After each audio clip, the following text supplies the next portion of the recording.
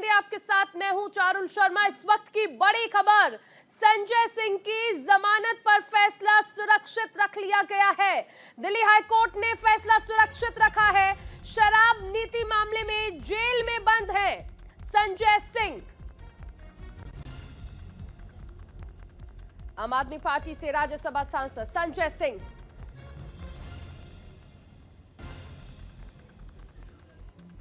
कथित शराब घोटाले के मामले में फिलहाल जेल में बंद हैं, लेकिन राहत भरी खबर नहीं है क्योंकि फैसला फिलहाल सुरक्षित रख लिया गया है। हालांकि आम आदमी पार्टी को कई सारी उम्मीदें थी आज की इस सुनवाई से, लेकिन फिलहाल कोर्ट ने मामला सुरक्षित रख लिया है। दिल्ली हाई कोर्ट में सुनवाई चल रही थी जिस दौरान फैसला सुरक्षित रखा गया है।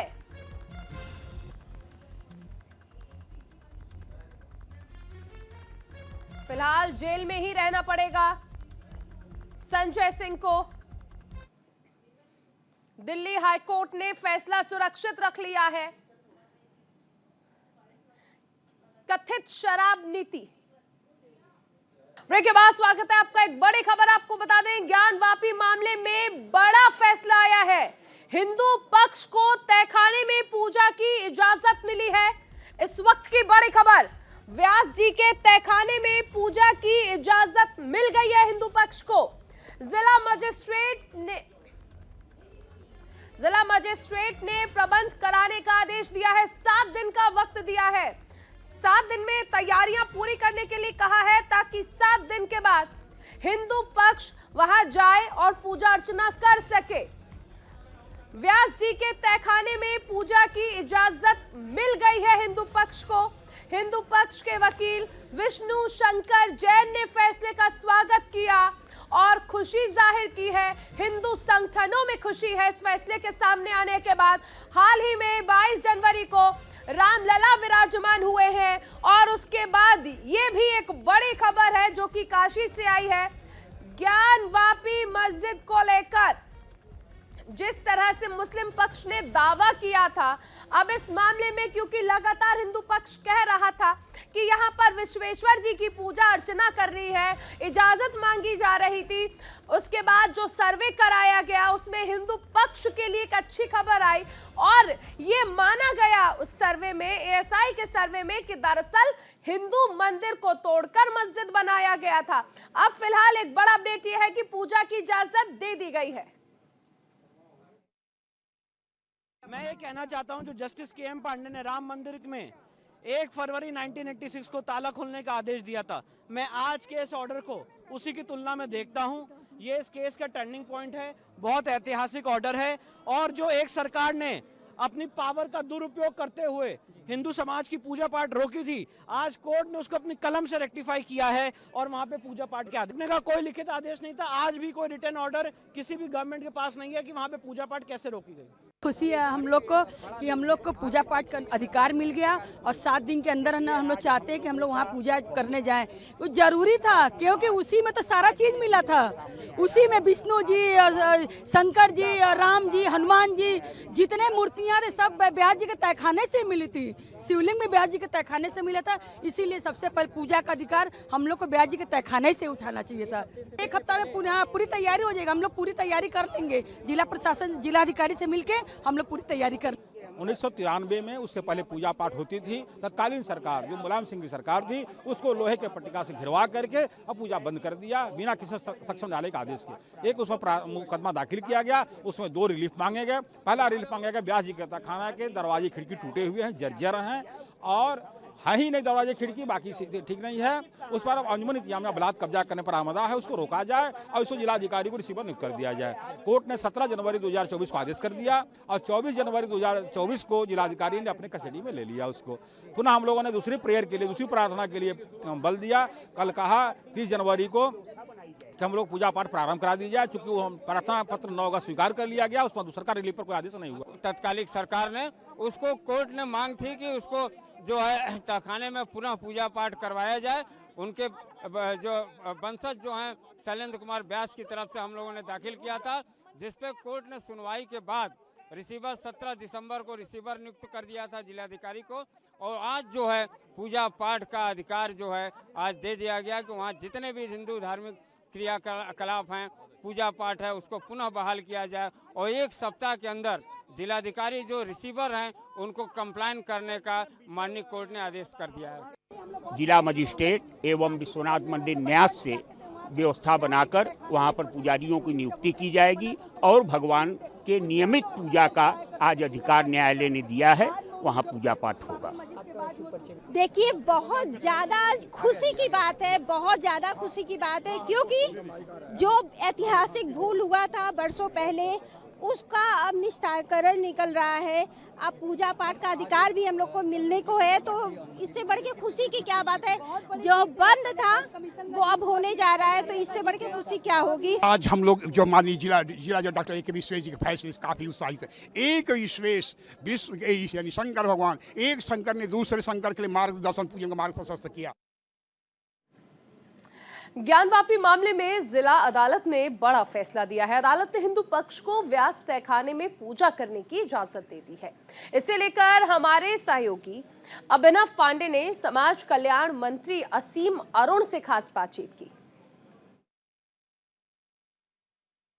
ज्ञानवापी मंदिर को लेकर एक बड़ी खबर है, जिसमें कि आज जो है व्यास तहखाने में जो हिंदू पक्ष है जिसने की रिट दायर की थी उसको पूजा का अधिकार मिल गया। इसके पहले जो है एएसआई ने रिपोर्ट दी थी कि वहां जितने भी जो भी रिपोर्ट दी थी उसमें रिपोर्ट्स में ये पाया गया था कि वहां पे पहले जो है हिंदू मंदिर थे, कई प्रकार के जो है प्रमाण वहां पे मिले हैं, फोटोग्राफ्स के अलावा कई तरह के जो है मूर्तियां और तमाम चीजें जो है वो बरामद हुई हैं। हमारे साथ जो है उत्तर प्रदेश सरकार के मंत्री असीम अरुण जी हैं, उनसे हम बात करेंगे कि अभी अभी जो खबर आई है जिसमें कि पूजा का अधिकार हिंदू पक्ष को मिल गया है, क्या कहेंगे?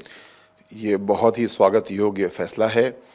हमें गर्व है कि हमारी न्यायपालिका ऐसे निर्णय तथ्यों के आधार पर देती है, और मुझे बहुत अच्छा लगता है इस बात का इस प्रकरण में कि एक बहुत गहन जांच हुई। एएसआई द्वारा नवीनतम टेक्नोलॉजी का प्रयोग करके अध्ययन किया गया, और अध्ययन तो सदियों से सबके पास सामने था।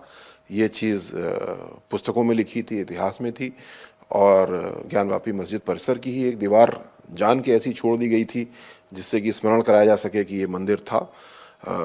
लेकिन अच्छी बात है कि एएसआई की जांच के आधार पे हमारे जनपद न्यायालय ने एक बड़ा निर्णय लिया है। ये पक्ष जो था मुस्लिम पक्ष है उसने जो रखा था उसमें फैक्ट फिगर में उसमें कहा कि जो एएसआई ने जो रिपोर्ट दी है वो पहले जो है वहाँ पर एक तरीके से मूर्तिकार था, वहाँ पे वो मूर्तियाँ बना के जो उसके अवशेष थे वो वहाँ फेंका करता था, वहाँ मूर्ति बनाता था, उसको स्पेस दी गई थी। वो वही चीज़ें हैं, न कि बल्कि ये प्रमाणित है कि वो 5000 साल पहले मंदिर था या इसके पहले जो है इसके पहले मस्जिद थी।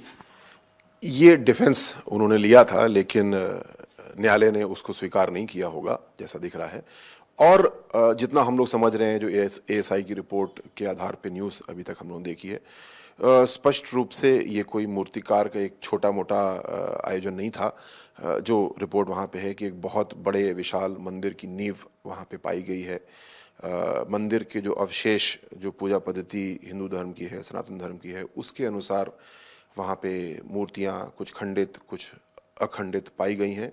तो अगर एक इन्वेस्टिगेटर के रूप में मैं बोलूं तो बहुत पर्याप्त साक्ष्य वहाँ पे मंदिर के हैं, उत्खनन के, आर्कियोलॉजी के हिसाब से भी और साहित्य के हिसाब से भी, इतिहास के हिसाब से भी, और उसके आधार पे न्यायालय ने निर्णय लिया है। ये बहुत ही स्वागत योग्य है, और मुझे विश्वास है कि इसको सभी लोग बहुत पॉजिटिव तरीके से लेंगे और इसको स्वीकार करेंगे। तो ये थे हमारे साथ असीम अरुण जी, जो कि बता रहे थे कि आज जो है स्वागत योग्य है, और जो न्यायालय ने जो फैसला दिया है तमाम प्रमाणों को लेकर वो एक स्वागत योग्य है। सुंदरम के साथ अभिनव पांडे, न्यूज़ इंडिया, लखनऊ।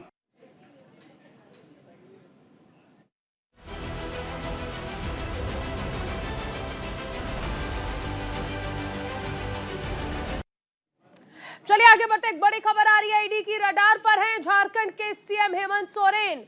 जमीन घोटाले के मामले में सीएम सोरेन से पूछताछ हुई है। ईडी ने सीएम सोरेन से पूछताछ की है। सीएम सोरेन ने ईडी के खिलाफ एफआईआर दर्ज कराई है। SC/ST एक्ट के तहत एफआईआर दर्ज कराई गई है।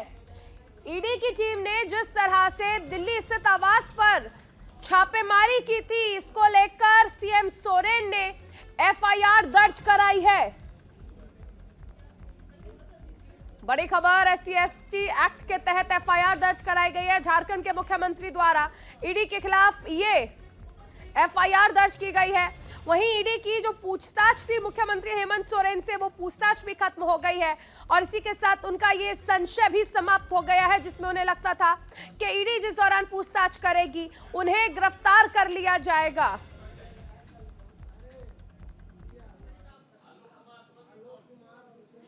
तो ये पूछताछ अभी चल रही है मुख्यमंत्री हेमंत सोरेन से और ये पूछताछ जो है वो एक तरफ चल रही है, वहीं FIR की कॉपी हम आपको दिखा रहे हैं।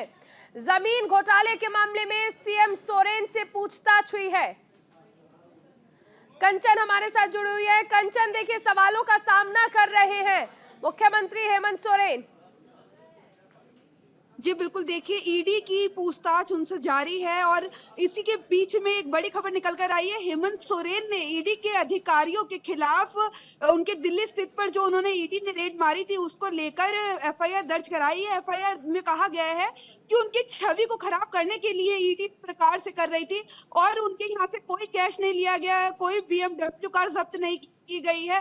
तमाम आरोप जो 2 दिन से लगाए जा रहे थे लगातार हेमंत सोरेन पे कि ईडी द्वारा उनके घर से BMW उठाई गई है, 36 लाख रुपए कैश मिला है, उनके ड्राइवर से पूछताछ की गई थी, उन सभी आरोपों को खारिज करते हुए हेमंत सोरेन ने ईडी के अधिकारियों के खिलाफ 5 से 7 अधिकारियों के खिलाफ FIR दर्ज कराई है। उन्होंने कहा है कि इन्होंने हमारी मानसिक शांति भंग की है, ये आरोप लगाया है FIR में। इस FIR की कॉपी आज रांची के SC/ST पुलिस थाने में पहुंची है, जहां से ये सूत्रों के हवाले से खबर निकल कर आई है। बिल्कुल, अगर कंचन इस पूछताछ के बारे में जिक्र कर ले तो अभी ये पूछताछ कितनी लंबी और चल सकती है, कितनी देर और मुख्यमंत्री हेमंत सोरेन को सवालों का सामना करना है, कोई जानकारी? जी बिल्कुल, देखिए जिस प्रकार से ईडी ने उन्हें 10वां समन भेजा था और इससे पहले 20 तारीख को उनके साथ पूछताछ हुई थी। ईडी ने उनसे 7 घंटे लगातार पूछताछ की थी और उसके बाद भी ईडी के अधिकारी उनकी पूछताछ से संतुष्ट नहीं थे, जिसके बाद उन्होंने दोबारा उन्हें 10वां समन भेजा और ये कयास लगाए जा रहे हैं कि ये पूछताछ और लंबी हो सकती है। ईडी के पास तमाम सवालों की, शुरू से लेकर अंत तक तमाम सवालों की पूरी एक लिस्ट है जिसके जवाब हेमंत सोरेन को देने हैं और ईडी आज किसी भी बिल्कुल भी मौका नहीं देना चाहेगी कि मुश्किल से तो हेमंत सोरेन आज उनके सामने आए हैं और इस चर्चा को आगे बढ़ाया जा रहा है। लेकिन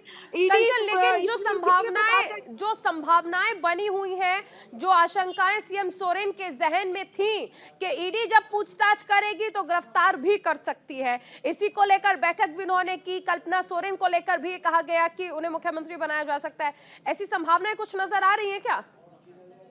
जी बिल्कुल, देखिए सूत्रों के हवाले से खबर है कि ईडी से इतनी लंबी पूछताछ कर रही है तो हेमंत सोरेन की गिरफ्तारी हो सकती है, क्योंकि जिस प्रकार से ईडी ने अपनी 3 भागों में टीम को विभाजित किया और जिस पूरी तैयारी के साथ ईडी आज हेमंत सोरेन के कार्यालय पहुंची है उनसे पूछताछ करने, वहीं दूसरी तरफ हेमंत सोरेन के तमाम विधायक उन्हें समर्थन करने के लिए वहां मौजूद है कि हम आपके साथ हैं, हम आपकी लड़ाई में साथ हैं। तो ये पूरा जो सिनेरियो क्रिएट किया गया है तो इसको देखते हुए लगता है कि हेमंत सोरेन की गिरफ्तारी हो सकती है, जिस प्रकार से ईडी लगातार आप नजर बनाए रखें कंचन। फिलहाल इस जानकारी के लिए बहुत शुक्रिया।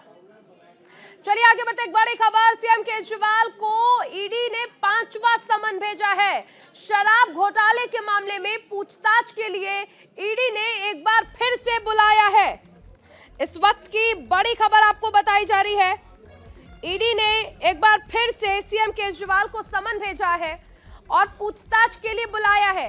2 फरवरी को केजरीवाल से पूछताछ होनी है और केजरीवाल ने ये सीधा आरोप लगाया है और कहा है कि बीजेपी मुझे गिरफ्तार कराना चाहती है।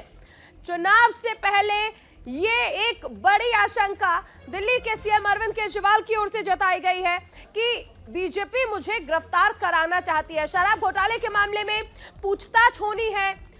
दिल्ली के CM अरविंद केजरीवाल से ये 5वां समन भेजा गया है। 4 समन पर वो हाजिर नहीं हुए हैं, उन्होंने अपनी व्यस्तताएं दिखाई हैं, लेकिन अब ये 5वां समन भेजा गया है ईडी की ओर से और शराब घोटाले के मामले में पूछताछ के लिए ईडी ने बुलाया है।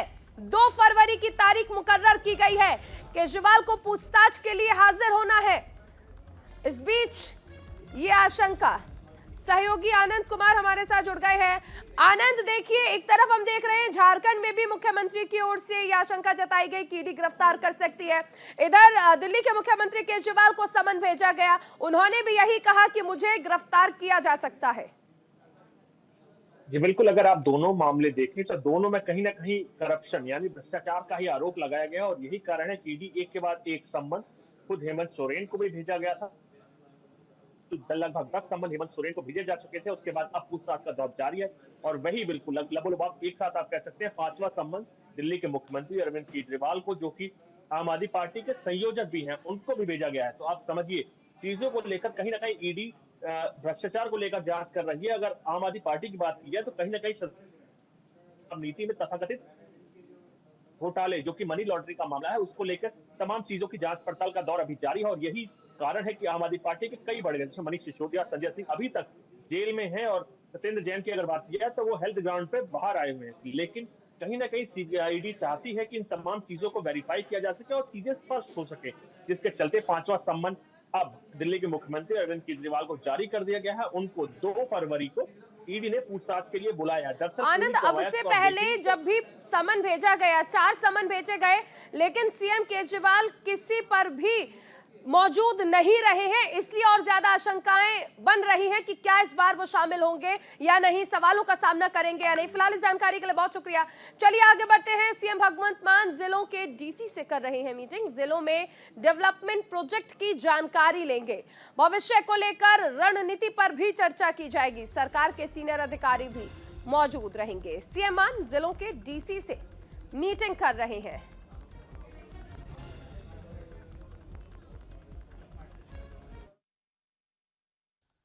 सड़कों के मामले भी कई देखो 2 काम ਇਹੋ ਜਿਹੇ ਨੇ ਜਿਹੜੇ टाइम ना होंगे ने। सड़ਕਾਂ ਜਿਹੜੀਆਂ ਨੇ ਉਹ जनवरी फरवरी च बन नहीं सकती, वो मार्च अप्रैल मई जून गर्मी च बनने। उदों तक उन्होंने पता ही नहीं होंदा डिपार्टमेंट ਨੂੰ कि ਸਾਨੂੰ बजट कितना होगा सड़कों ਤੇ। ਅਸੀਂ थोड़ा जिहा ਪਹਿਲਾਂ ਦੱਸ ਦਈਏ ਉਹਨਾਂ ਨੂੰ कि ਤੁਹਾਨੂੰ ਇੰਨਾ बजट देवांगे, ਤੁਸੀਂ कर लो काम। हाँ, ਜਿਹੜੇ सफाई है नदियां रजवाहियां ਦੀ, ਇਹ भी टाइम है अप्रैल मई ਦੇ ਵਿੱਚ ਹੀ ਹੋਊਗਾ। अप्रैल मई जून ਦਾ 15 उदों तक उन्होंने पता ही नहीं होंदा सानू बजट कितना मिलेगा। असीं पहले ही देता ताकि शुरू कर लें। और इसी के साथ इस बुलेटिन में फिलहाल इतना ही। आप बने रहिए न्यूज़ इंडिया के साथ।